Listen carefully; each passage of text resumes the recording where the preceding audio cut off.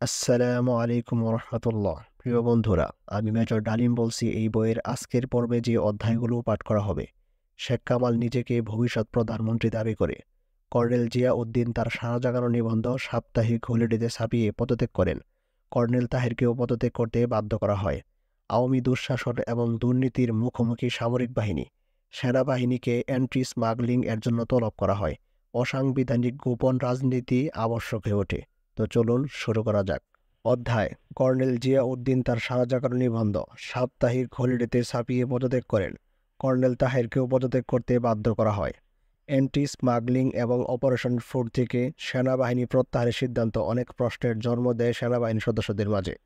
সবাই এই সিদ্ধান্তে হতাশ এবং ক্ষুব্ধ হয়ে ওঠেন। এই পরিস্থিতিতে কর্নেল জিয়া উদ্দিন অভিমত প্রকাশ করেন, বর্তমানে সরকারের অধীনে সামরিক বাহিনীতে থেকে জনগণের স্বার্থে কাজ করা সম্ভব নয়, সরাসরিভাবে সরকারি বিরোধিতা করা সম্ভব নয়।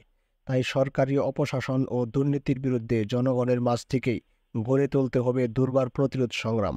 তার অভিমত থেকে প্রচ্ছন্ন ইঙ্গিত পেলাম তিনি সক্রিয় রাজনীতির কথা ভাবছেন। তার অভিমতের পরিপ্রেক্ষিতে সেনা পরিষদের মনোভাব ছিল, তার বক্তব্য অবশ্যই যুক্তিসম্পন্ন। সরকার বিরোধী আন্দোলনকে বিজয়ের চূড়ান্ত পর্যায়ে এগিয়ে নিয়ে সম্ভব জনগণের রাজনৈতিক আন্দোলনের গতিশীলতা সৃষ্টি করেই। মূলত এই দায়িত্ব পালনের ভার দেশপ্রেমিক এবং জাতীয়তাবাদী দল ও নেতৃত্বের উপর। তবে আমরাও সেনাবাহিনীর ভিতরে অবস্থান করেও জনগণের আন্দোলনে উল্লেখযোগ্য অবদান রাখতে পারব যদি নিজেদের সংগঠিত করতে পারি। 1972 সালের গ্রীষ্মকালে সাপ্তাহিক হলিডেতে কর্নেল জিয়া উদ্দিন তার সারা জাগানো নিবন্ধ প্রকাশ করেন। এই নিবন্ধের মাধ্যমে তিনি সরাসরি জাতীয় মুক্তি সংগ্রামের প্রতি ক্ষমতাসীনদের বিশ্বাসঘাতকতার অভিযোগ আনেন। তিনি তার নিবন্ধে লিখেন, স্বাধীনতা আছে এ দেশের মানুষের জন্য যন্ত্রণা হয়ে ওঠে। রাস্তায় দাঁড়িয়ে দেখা উদ্দেশ্যহীন, আত্মহীন, প্রাণহীন মুখগুলো জীবনের যান্ত্রিকতার মধ্য দিয়ে যাচ্ছে। সাধারণত মুক্তিযুদ্ধের পর নতুন চেতনা বয়ে নিয়ে যায় দেশ, নিজেকে কিছু থেকে তৈরি করে। বাংলাদেশে গল্পটা একেবারে উল্টো। সারা বাংলাদেশ হয় ভিক্ষা করছে, বা দুঃখের গান গাইছে, বা চিৎকার করছে সচেতনতা ছাড়া। ক্ষুধার্ত এবং দরিদ্র সম্পূর্ণরূপে হারিয়ে গেছে। দেশ চলছে অতল গহ্বরে পড়ার প্রান্তে। নির্ভীক এই মুক্তিযোদ্ধা এই নিবন্ধে বাংলাদেশ ও ভারতের মধ্যে 25 বছরের গোপন চুক্তি জনসম্মুখে প্রকাশের দাবি সর্বপ্রথম তুলে ধরেন। প্রধানমন্ত্রী শেখ মুজিবুর রহমানের উল্লেখ করে তিনি বলেন, আমরা তাকে ছাড়াই যুদ্ধ করেছি এবং জিতেছিও, সুতরাং দেশ স্বাধীনের জন্য পুনরায় প্রয়োজন হলে আবার তার সাথে যুদ্ধ করব। শেখ মুজিবুর রহমান সে সময় লন্ডনে গল ব্লাডার অপারেশনের পর সুইজারল্যান্ডের এক স্বাস্থ্য নিবাসে অবস্থান করছিলেন। কর্নেল জিয়া উদ্দিনের লেখা দেশে চাঞ্চল্যের সৃষ্টি করেছে জানতে পেরে তড়িঘড়ি করে তিনি দেশে ফিরে এলেন। কর্নেল জিয়া উদ্দিনের বক্তব্য অত্যন্ত স্পষ্ট। মুক্তিযোদ্ধাদের অনেক কষ্টের এবং ত্যাগের বিনিময়ে অর্জিত স্বাধীনতা নিয়ে যে কোনো ষড়যন্ত্রের বিরোধিতা করতে, আবার প্রয়োজনে অস্ত্র হাতে তুলে নিতে দ্বিধাবোধ করবেন না তারা। তার এই লেখা থেকে দেশবাসী সর্বপ্রথম পরিষ্কারভাবে জানতে পারেন স্বাধীনতার বিরুদ্ধে এক গভীর ষড়যন্ত্র চলছে। প্রমাদ শুনলেন আর্মির চিফ শফিউল্লাহ। তিনি জিয়া উদ্দিনকে হাতে পায়ে ধরে অনেক মিনতি করেছিলেন যেন শেখ সাহেব ফিরে এলে ছাপানো নিবন্ধের জন্য তার কাছে ক্ষমা চেয়ে নেন। কারণ শফিউল্লাহ বুঝতে পেরেছিলেন কর্নেল জিয়া উদ্দিনের লেখা রাজনৈতিক মহলে, বিশেষ করে তরুণ ও ছাত্র সমাজ এবং সেনাবাহিনীতে তীব্র আলোড়ন সৃষ্টি করছে। সেনাবাহিনীতে কোনো প্রকার বিস্ফোরণ যাতে না ঘটে তার জন্যই বিরতি জানিয়েছিলেন তিনি। শেখ মুজিব দেশে ফিরে বিস্ফোরণমুখ অবস্থায় গুরুত্ব উপলব্ধি করতে পেরে জেনারেল শফিউল্লাহকে জিজ্ঞেস করলেন কী করে অবস্থা সামাল দেওয়া যায়। শফিউল্লাহ শেখ সাহেবকে জানালেন, নিবন্ধন ছাপানোর পর কর্নেল জিয়া উদ্দিনের ভাবমূর্তি তরুণ অফিসার এবং জওয়ানদের মধ্যে আরও বেড়ে গেছে। এই অবস্থায় কর্নেল জিয়া উদ্দিনের প্রতি কঠিন ব্যবস্থা নেওয়া হলে আর্মির মধ্যে আকস্মিক বিস্ফোরণ ঘটে যেতে পারে। শেখ মুজিব তার মুরালি বুদ্ধি দিয়ে ঠিক করলেন কর্নেল জিয়া উদ্দিনকে ডেকে কিছু বকাবকি করে তাকে দিয়ে কৌশলে মাফ চাইয়ে নেবেন। তাকে সঙ্গে করে নিয়ে আসতে বলা হলো জেনারেল শফিউল্লাহকে। গণভবনে জিয়া উদ্দিনকে নিয়ে এলেন শফিউল্লাহ। প্রধানমন্ত্রীর ঘরে ঢুকে সিলেক্ট করে দাঁড়াতেই গর্জে উঠলেন শেখ মুজিব, তুমি কোন সাহসে এই ধরনের নিবন্ধ ছাপালে? জানো তোমার অপরাধ রাষ্ট্রদ্রোহিতার সমান। সামরিক বাহিনীতে চাকরিত অবস্থায় এই ধরনের লেখা ছাপানো বেআইনি। আমি তোমাকে এই ধরনের গুরুতর অপরাধের জন্য কঠিন শাস্তি দিতে পারি, কিন্তু মুক্তিযুদ্ধে তোমার বিশেষ অবদানের পরিপ্রেক্ষিতে এবারের মতো তোমাকে আমি মাফ করব যদি তুমি শফিউল্লাহকে লিখিতভাবে দাও যে তুমি অন্যায় করেছ। এক নাগারে বলে গেলেন শেখ মুজিব। সবকিছুই চুপ করে শুনলেন কর্নেল জিয়া উদ্দিন। তিনি জবাব দিলেন, শ্রদ্ধেয় প্রধানমন্ত্রী, আপনার দয়া দক্ষিণা আমার পক্ষে গ্রহণ করা সম্ভব নয়, কারণ আমি কোনো অন্যায় করিনি। আমি যা লিখেছি সেটা আমার বিশ্বাস। অতএব ক্ষমা চাওয়া কিংবা ক্ষমা পাওয়ার কোনো অবকাশ নেই এখানে। আপনি ঠিকই বলেছেন যে চাকরিতে থাকাকালীন অবস্থায় এই ধরনের লেখা ছাপানো অন্যায়। তাই আমি আমার কমিশনে ইস্তফা দিয়েই আমার নিবন্ধ ছেপেছি। এভাবেই সেদিন শার্দুল সন্তান কর্নেল জিয়াউদ্দিন শেখ মুজিবকে স্তম্ভিত করে দিয়ে গণভবন থেকে বেরিয়ে এসেছিলেন। তার বেরিয়ে আসার পর শফিউল্লাহকে শেখ মুজিব অনুরোধ করেছিলেন জিয়াউদ্দিনকে বোঝানোর জন্য। হেডকোয়ার্টার্সে ফিরে এসে জেনারেল শফিউল্লাহ, ব্রিগেডিয়ার খালেদ মোশাররফ প্রমুখ অনেকেই কর্নেল জিয়াউদ্দিনকে বোঝানোর চেষ্টা করেছিলেন। জিয়াউদ্দিন তাদের চুপ করিয়ে দিয়েছিলেন তার শাণিত জবাব দিয়ে। তিনি বলেছিলেন, নিজের আত্মার সাথে বেইমানি করতে পারবেন না সামান্য চাকরির লোভে। তাছাড়া তাদের মতো মেরুদণ্ডহীন কমান্ডারদের অধীনে একই সংগঠনে তাদের অধীনস্থ হয়ে চাকরি করে তিনি তার আত্মসম্মান খোয়াতে রাজি নন। এভাবেই সেনাবাহিনীতে ইস্তফা দিয়ে তিনি পরে সর্বহারা পার্টিতে যোগদান করেন। এই ঘটনার কিছুদিন পর অন্যায়ভাবে কর্নেল তাহেরকে সেনাবাহিনী থেকে অব্যাহতি দিয়ে তাকে ড্রেজার অর্গানাইজেশনের পরিচালক পদে নিয়োগ করা হয়। এই নতুন পদে অধিষ্ঠিত হওয়ার পর কর্নেল তাহির জাসদের সশস্ত্র গোপন সংগঠন গণবাহিনী গড়ে তোলার দায়িত্ব গ্রহণ করেন। সেনাবাহিনী থেকে তাকে বের করে দেওয়ার পরও আমাদের যোগসূত্র ছিন্ন হয়নি কখনো। আমরা আমাদের স্ব অবস্থান থেকে একই লক্ষ্যে কাজ করে যেতে থাকি। লক্ষ্য একটাই, মুক্তিযুদ্ধের চেতনার বাস্তবায়ন, গণতান্ত্রিক সুষম সমাজ ব্যবস্থা কায়েম করে স্বাধীন সার্বভৌম বাংলাদেশকে একটি সমৃদ্ধশীল এবং মর্যাদাশীল দেশ হিসাবে বিশ্বের বুকে প্রতিষ্ঠিত করার সংগ্রামকে এগিয়ে নিয়ে যাওয়ার প্রতিক্রিয়াকে সাহায্য করা। আমাদের মাঝে আদর্শগত বন্ধন এত সুদৃঢ় ছিল যে আমরা বিশ্বাস করতাম জাতীয় মুক্তির বৃহৎ স্বার্থে যে কোনো ক্লান্তি লগ্নে আমরা সবাই এক হয়ে লড়তে পারব নির্দ্বিধায়। অধ্যায়: অসাংবিধানিক গোপন রাজনীতি অত্যাবশ্যক হয়ে ওঠে। শেখ মুজিব এবং আওয়ামী লীগ বিরোধী দলগুলোকে আন্ডারগ্রাউন্ডে যেতে বাধ্য করে, ফলে গোপন রাজনীতি একমাত্র বিকল্প হয়ে ওঠে। 1973 সালে জাতীয় নির্বাচনে কারচুপির মাধ্যমে বিপুল সংখ্যাগরিষ্ঠতায় বিজয়ী হল আওয়ামী লীগ। কিন্তু দেশের অবস্থার কোনো পরিবর্তন হলো না। সার্বিক অবস্থার অবনতির গতি দ্রুত হলো মাত্র। মরিয়া হয়ে উঠলেন সরকার রাজনৈতিক প্রতিপক্ষকে দমন করার প্রচেষ্টায়।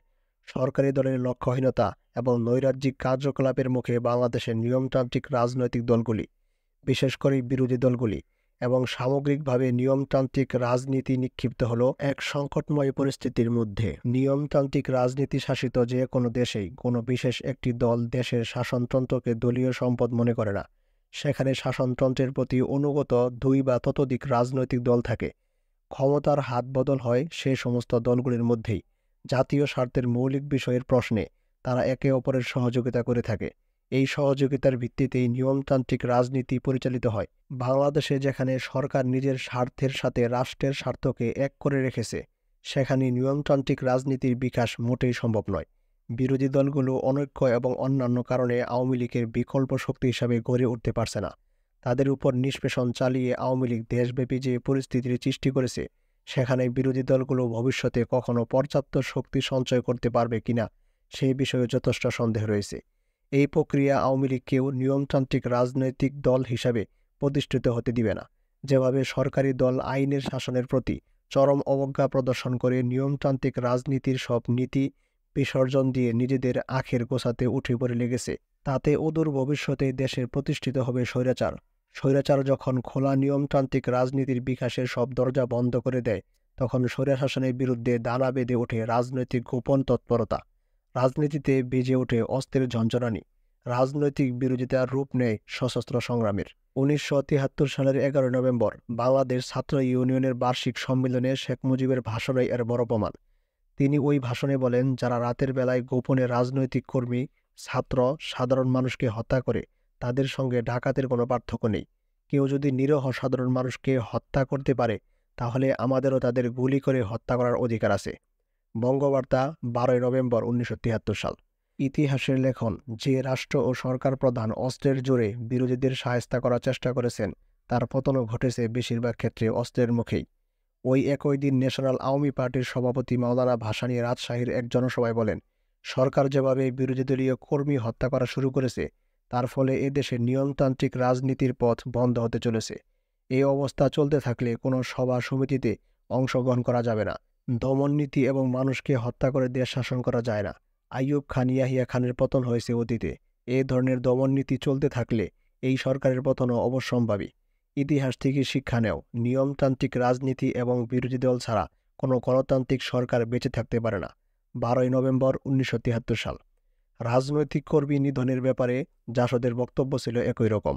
সরকার এবং বিরোধী পক্ষের বক্তব্য থেকে যে জিনিসটা স্পষ্ট হয় তা হলো আজকের বাংলাদেশে নিয়মতান্ত্রিক রাজনীতির পরিবেশ আছে, সেটা কেউই স্বীকার করছে না। উভয় পক্ষই একমত যে দেশের বিরাজমান রাজনৈতিক অস্থিরতা নিয়মতান্ত্রিক রাজনীতির ক্ষেত্রে বাধা হয়ে দাঁড়িয়েছে।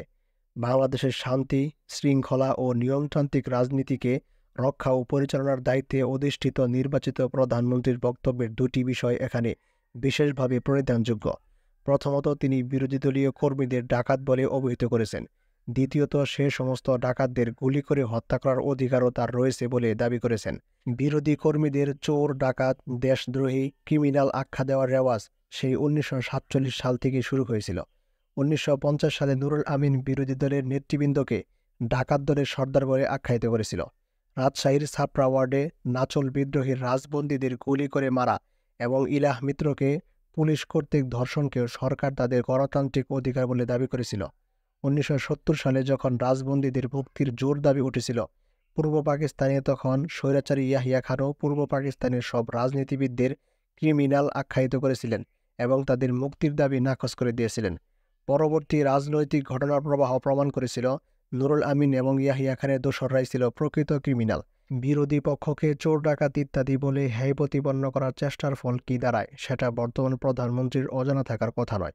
পাকিস্তানের রাজনীতিতে এই বিষয়ে ব্যক্তিগত অভিজ্ঞতাও রয়েছে প্রচুর, কিন্তু দীর্ঘদিনের সেই শিক্ষাকে জলাঞ্জলি দিয়ে দেশের প্রধানমন্ত্রী জনাব শেখ মুজিবুর রহমানের দেশের রাজনৈতিক নেতৃবৃন্দকে চোর, ডাকাত আখ্যা দিয়ে দেশের গণতান্ত্রিক এবং নিয়মতান্ত্রিক রাজনীতির পথ যে সুগম করছেন না সেটা বলাই বাহুল্য। বর্তমান দেশে যে রাজনৈতিক, অর্থনৈতিক এবং সামাজিক পরিস্থিতি বিরাজমান, সে অবস্থায় সরকার এবং বিরোধী দলসমূহ যে দাবি করছে তাতে নিয়মতান্ত্রিক রাজনীতির অবক্ষয় অবধারিত। অধ্যায়: সেনাবাহিনীকে অ্যান্টি স্মাগলিং অপারেশনের জন্য তলব করা হয়। 1973 এর নির্বাচনের প্রাক্কালে চরম দুর্নীতি এবং ব্যাপক চোরাচালানের ফলে রিলিফ অপারেশন বিপর্যয় দেখা দেয়। ফলে সরকার অবস্থা সামাল দিতে সেনাবাহিনীকে বেসামরিক প্রশাসনের মাধ্যমে তলব করতে বাধ্য হয়। সেনাবাহিনীর তরুণ মুক্তিযোদ্ধা অফিসার এবং সদস্যরা তাদের সর্বশক্তি দিয়ে চোরাচালান বন্ধ করার দায়িত্ব গ্রহণ করেন। তাদের আন্তরিকতা অল্প সময়ের মধ্যেই জনগণের মনে আশার সঞ্চার করে। এই অপারেশনের নাম ছিল অ্যান্টি স্মাগলিং অপারেশন।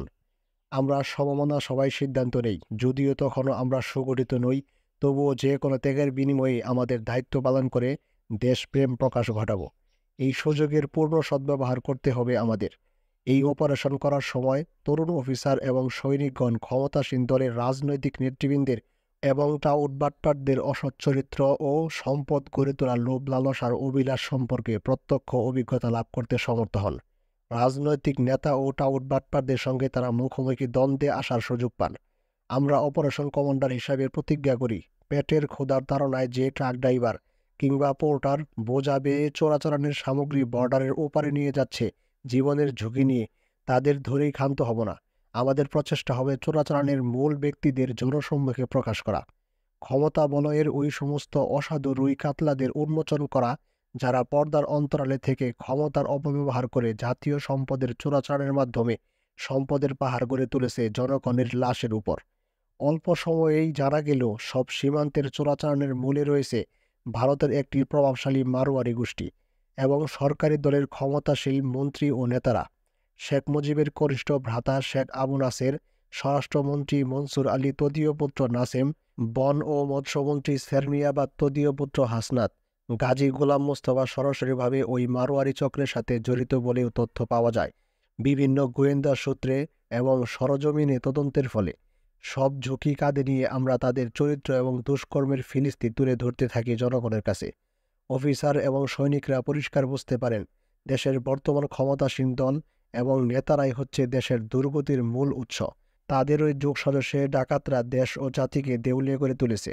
সেনা পরিষদের প্রচারণা এবং সরকার সম্পর্কে সংগঠনের মূল্যায়নের সত্যতা নিজেদের অভিজ্ঞতা দিয়ে যাচাই করার সুযোগ পান সেনা সদস্যরা। তারা বুঝতে পারেন নিঃস্বার্থ দেশপ্রেমে উদ্বুদ্ধ হয়ে চাকরি এবং জীবনের ঝুঁকি নিয়ে সেনা পরিষদের নেতৃত্ব এবং সদস্যরা তাদের সচেতনতা বাড়াবার জন্য নিবেদিত প্রাণ হয়েই সবকিছু করেছিলেন। এর ফলে সেনা পরিষদের প্রতি তাদের শ্রদ্ধাও বেড়ে গিয়েছিল। এভাবে সেনাবাহিনীতে সেনা পরিষদের ভাবমূর্তি এবং জনপ্রিয়তা বৃদ্ধি পায়। অ্যান্টি স্মাগলিং অপারেশন সম্পর্কে একটা ঘটনার কথা পাঠকদের সামনে তুলে ধরছি। এ থেকে তৎকালীন সরকারের চরিত্র সম্পর্কে তারা ধারণা করতে পারবেন।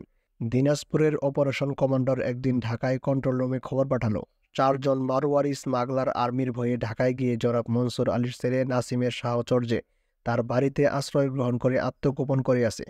ঢাকায় সিদ্ধান্ত নেওয়া হলো জনাব মনসুর আলীর বাড়ি ঘেরাও করে মারওয়ারিদের গ্রেফতার করা হবে। কিন্তু আর্মি হেডকোয়ার্টার্সের হস্তক্ষেপে ঢাকার এরিয়া কমান্ডার জনাব মনসুর আলী বাড়ি ঘেরাও করার সিদ্ধান্ত বাদ দিতে বাধ্য হন। প্রধানমন্ত্রীর ব্যক্তিগত চাপের মুখেই আর্মি হেডকোয়ার্টার্স থেকে এ ধরনের হস্তক্ষেপ হয়েছিল।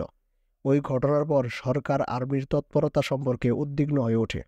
অপারেশনের ফলে একদিকে সেনাবাহিনীর জনপ্রিয়তা বৃদ্ধি পাচ্ছে, অন্যদিকে সরকার ও তার দলের মুখোশ উন্মোচিত হয়ে পড়ায় ক্ষমতাসীনরা বিব্রতকর পরিস্থিতির সম্মুখীন হচ্ছেন। এই অবস্থায় কী করা উচিত সেটা ভেবে উভয় সংকটে পড়ল সরকার ও সরকারি দল। এই অবস্থাতেও দাতা গোষ্ঠীর চাপে সরকার বাধ্য হয়ে সামরিক বাহিনীকে অতিরিক্ত দায়িত্ব দিল খাদ্য সামগ্রী দেশের সকল অঞ্চলে সময়মতো পৌঁছে দেওয়ার জন্য। সেনাবাহিনী শুরু করল অপারেশন ফুড।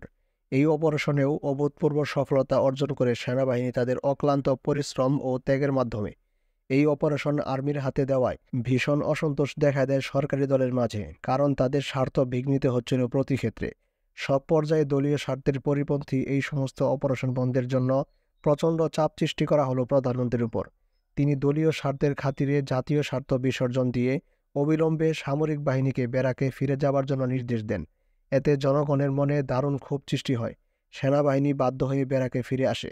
সরকার প্রধানের এই ধরনের পক্ষপাতিত্বের ফলে সেনাবাহিনীর সদস্যরা হতাশ হয়ে পড়েন। অধ্যায়: আওয়ামী দুঃশাসন এবং দুর্নীতির মুখাপেক্ষী সামরিক বাহিনী। অবাধ চোরাচালান এবং চরম দুর্নীতির ফলেই 1974 সালের দুর্ভিক্ষ হয়। 1972 সালের যে কোনো খবরের কাগজ খুললে দেখা যাবে প্রায় সব খবরই হচ্ছে খুন, রাহাজানি এবং ছিনতাই সংক্রান্ত। 1972 সালের যে কোনো জাতীয় সংবাদপত্র খুললে প্রথমে চোখ পড়বে খুন, ডাকাতি, ছিনতাই, রাহাজানি আর দ্রব্যমূল্যের বৃদ্ধির খবর। প্রতিদিন দেশের শহরগুলোতে ঘটছিল প্রকাশ্য খুন, ডাকাতি, রাহাজানির ঘটনা।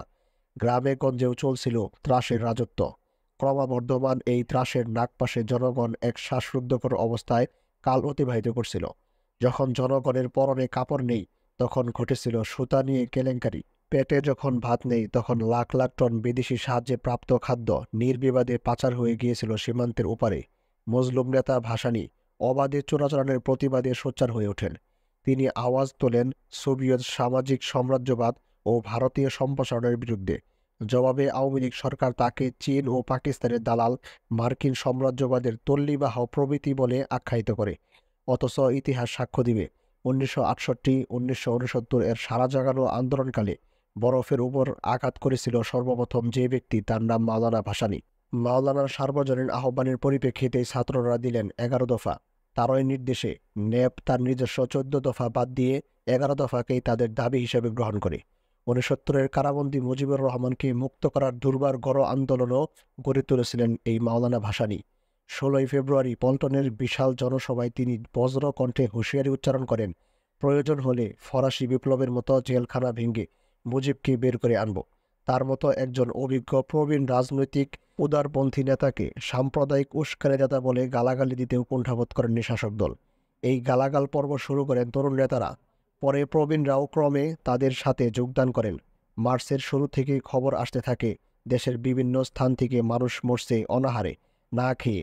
বগুড়া, রংপুর, দিনাজপুর, টাঙ্গাইলে বিরাজ করছে দুর্ভিক্ষ অবস্থা।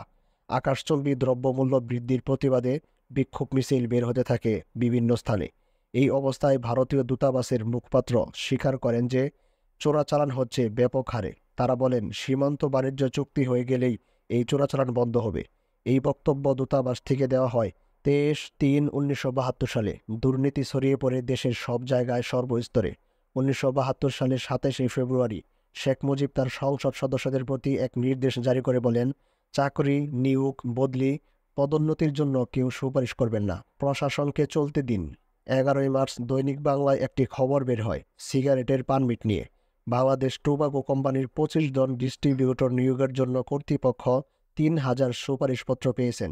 সুপারিশকারীরা প্রত্যেকেই এমন প্রভাবশালী যে কোম্পানি কাকে ছেড়ে কাকে ডিলারশিপ দিবেন সে সম্পর্কে কোনো সিদ্ধান্ত নিতে পারছেন না। 6 জুন চোরা কারবারের স্বর্গ সিলেট থেকে দৈনিক বাংলার প্রতিনিধি খবর পাঠান যে গ্রেফতারকৃত চোরাকারবারিরা প্রভাবশালী ক্ষমতাসীন নেতাদের চাপে ছাড়া পাচ্ছে। একইভাবে অর্থনৈতিক ক্ষেত্রে চরম নৈরাজ্য নেমে আসে সরকারের পারমিটবাজি নীতির সূচনায়। সুতার পারমিট যে পাচ্ছে তার তাত নেই, কেরোসিন তেলের পারমিট যে পেল সে কোনো ডিলার নয়। পারমিট দেওয়া হলো অব্যবসায়ী রাজনৈতিক টাউটবাজদের খুশি করার জন্য। ফলে দুর্ভোগ গিয়ে বর্তালো জনগণের উপর। পারমিট হাতবদল প্রথায় জিনিসপত্রের দাম বেড়ে গেল কয়েক গুণ। কাপড়ের অভাবে মা বোনেরা দিনের বেলায় ঘর থেকে বের হতে পারতেন না। মা মেয়ে মিলে একটি কাপড় গোসল করে পালা বদলিয়ে পড়ছে। এই সমস্ত খবরও প্রকাশিত হয়েছে দৈনিক পত্রিকায়।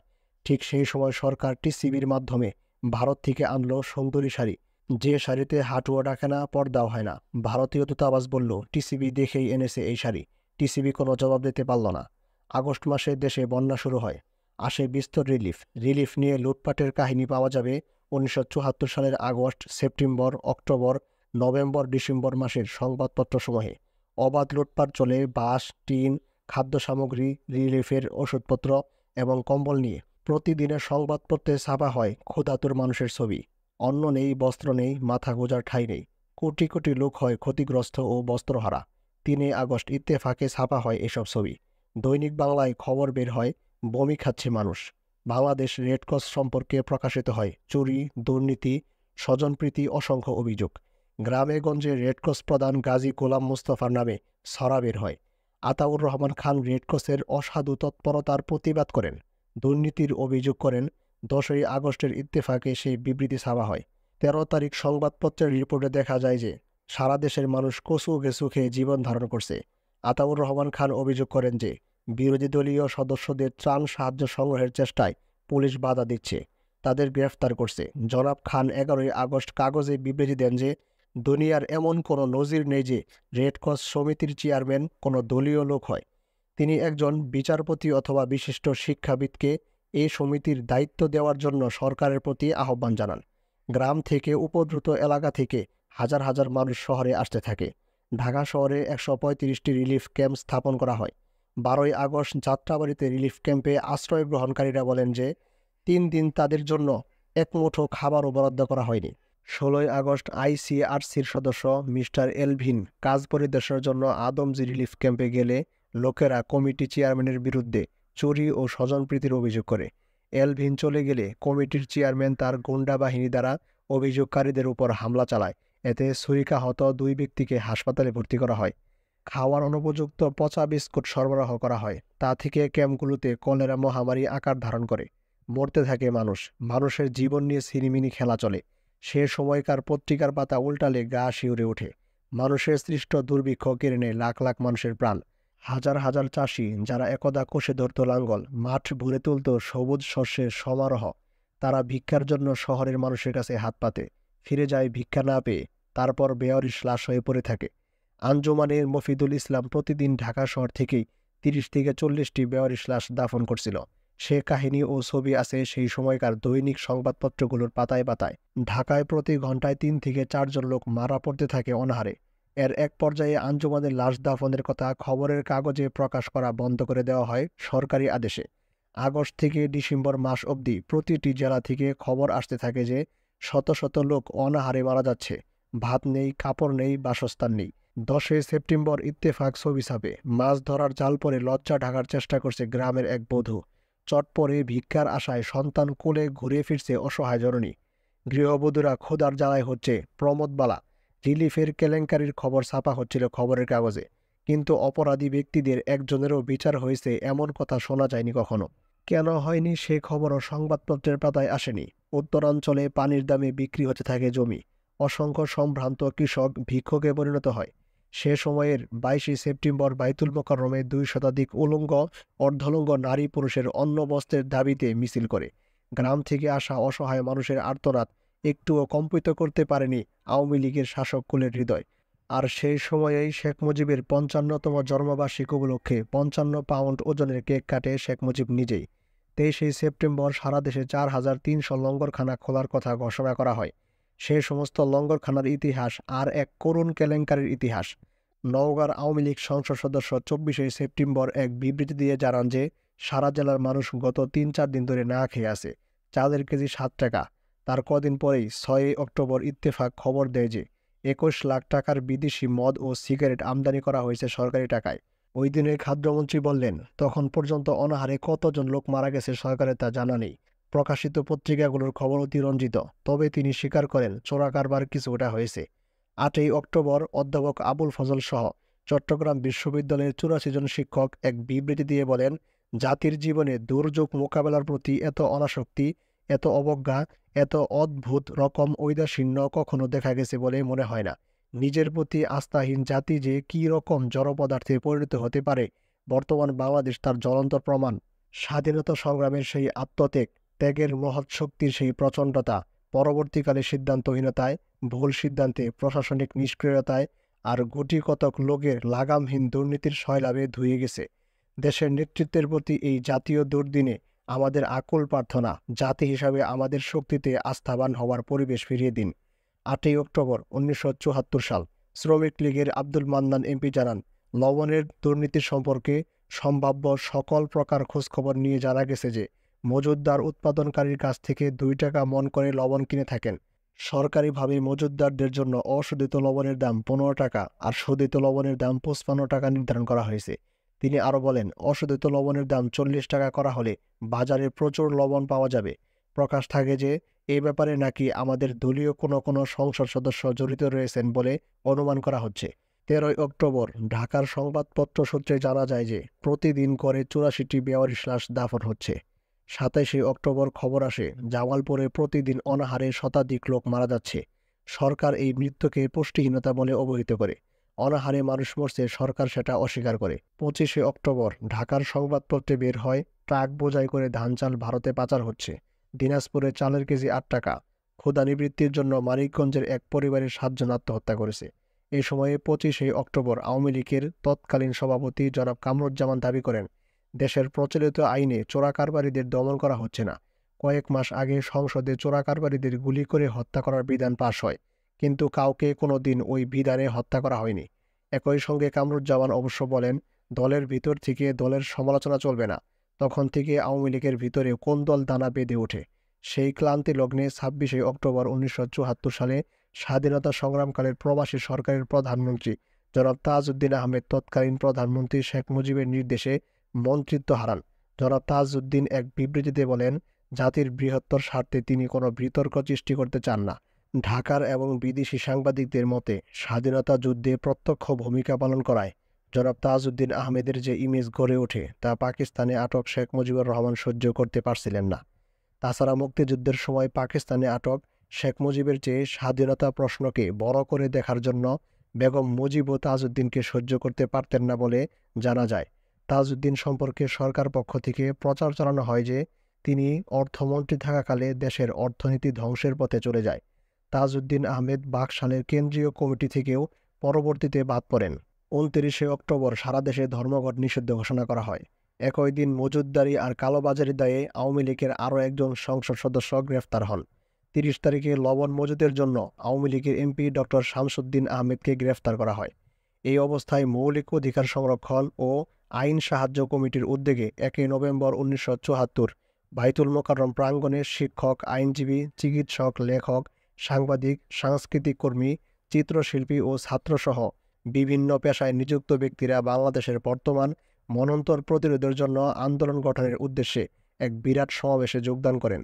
বাংলাদেশের স্বাধীনতার পর বুদ্ধিজীবীদের এত বিরাট সমাবেশ ইতিপূর্বে আর অনুষ্ঠিত হয়নি। মৌলিক অধিকার সংরক্ষণ ও আইন সাহায্য কমিটির সভাপতি সিকান্দার আবু জাফরের সভাপতিত্বে অনুষ্ঠিত 2 ঘণ্টার উপর এই অনুষ্ঠানে বক্তৃতা দেন অ্যাডভোকেট মির্জা গোলাম হাফিজ, ডক্টর আহমদ শরীফ, মাধ্যমিক শিক্ষক সমিতির সম্পাদক জয়নাল আবেদিন, ব্যারিস্টার মওদুদ আহমেদ, এনায়েতুল্লাহ খান, কামরুন নাহার লাইলি, নিজামুদ্দিন আহমেদ, মহিউদ্দিন আলমগীর, মাধ্যমিক শিক্ষক সমিতির মোহাম্মদ জাকারিয়া এবং বদরুদ্দিন উমর। সমাবেশে বিদ্যমান মন্বন্তর পরিস্থিতি ও মৌলিক অধিকার সম্পর্কে 17টি প্রস্তাব গৃহীত হয়। সমাবেশের পর বাইতুল মোকাররম প্রাঙ্গণ থেকে একটি মিছিল বের হয়ে শহীদ মিনার পর্যন্ত যায় এবং সেখানে সমাবেশের কর্মসূচি শেষ হয়।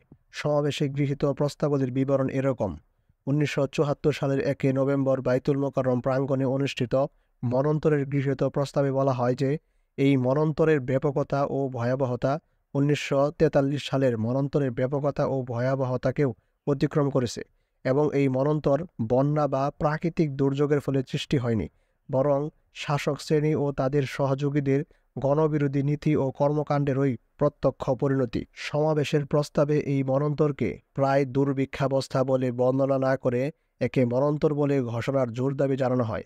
প্রস্তাবে বৈদেশিক সাহায্যের একটি শ্বেতপত্র ও চোরাচালানের বিরুদ্ধে ব্যবস্থা গ্রহণের দাবি জানানো হয়।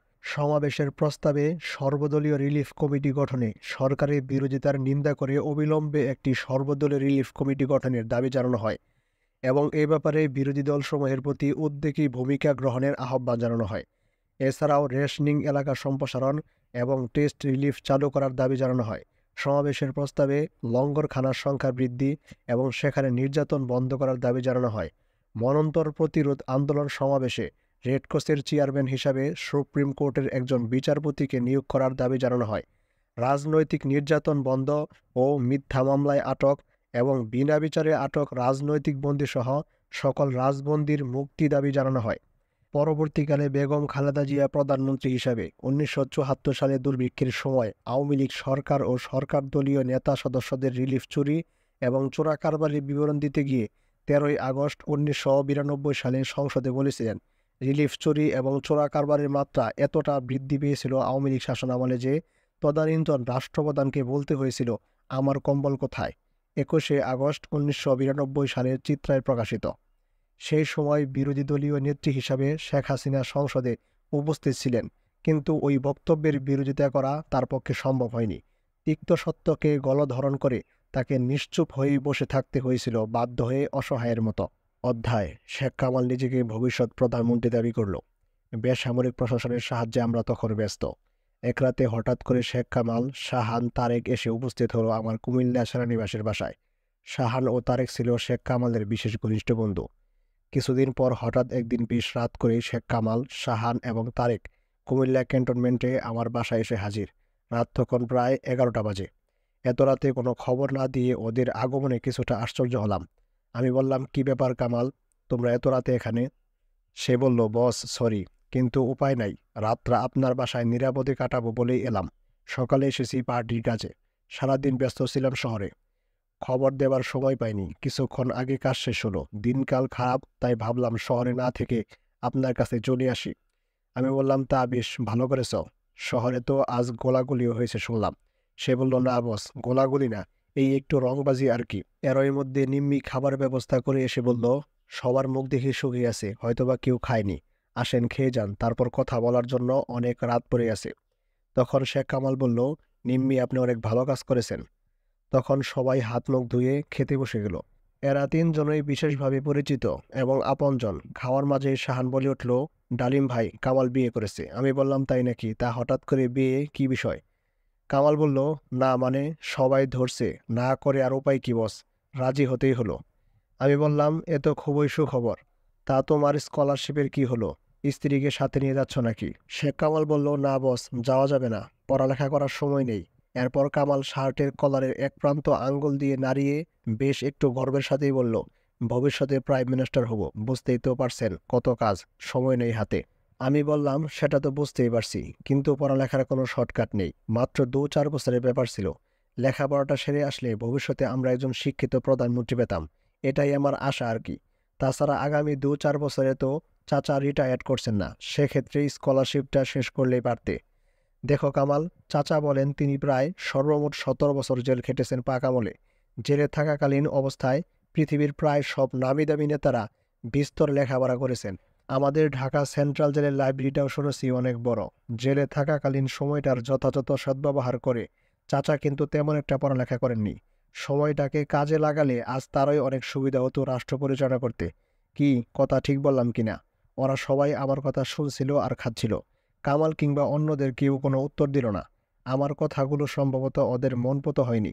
খাওয়ার পর কিছুক্ষণ হালকা আলাপ করে সবাই শুয়ে পড়ছিলাম। পরের দিন নাস্তার পর ওরা ঢাকায় ফেরার জন্য রওনা হয়ে গেল। প্রিয় বন্ধুরা, আজকের পর্ব এখানেই শেষ করছি। আশা করি আমি মেজর ডালিম বলছি বইটির এই পর্ব আপনাদের কাছে ভালো লেগেছে।